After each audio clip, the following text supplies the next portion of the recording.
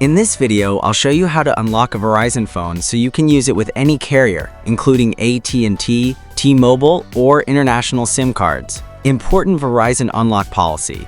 Applies to phones bought from Verizon. Applies to postpaid and prepaid devices. After 60 days, phones are automatically unlocked. No request needed in most cases. If your phone is under 60 days old, it cannot be unlocked yet. Step 1. Check if your phone is already unlocked. On your phone, insert a SIM card from another carrier. Restart the phone. If you see signal bars or can make calls, your phone is unlocked. If you see SIM not supported or network locked, it's still locked. Step 2. Make sure you meet Verizon requirements. Before unlocking, the phone must be active on Verizon for at least 60 days. The device must not be reported lost or stolen. Your Verizon account should be in good standing.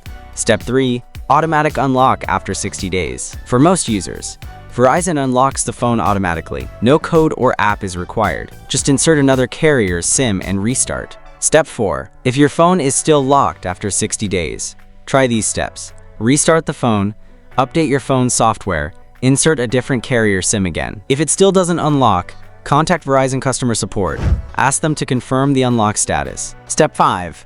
Using an unlocked Verizon phone. Once unlocked, you can use any US carrier SIM, use international SIM cards while traveling, switch carriers without buying a new phone. Just make sure the phone supports the carrier's network bands. Quick notes. Verizon does not provide unlock codes anymore. Unlocking is permanent. Unlocking does not cancel your Verizon plan. For more details, check link in the description. If this helped, like the video and subscribe. Already unlocked a Verizon phone or planning to switch carriers? Let me know in the comments, and stay tuned for more guides from Tekzoid.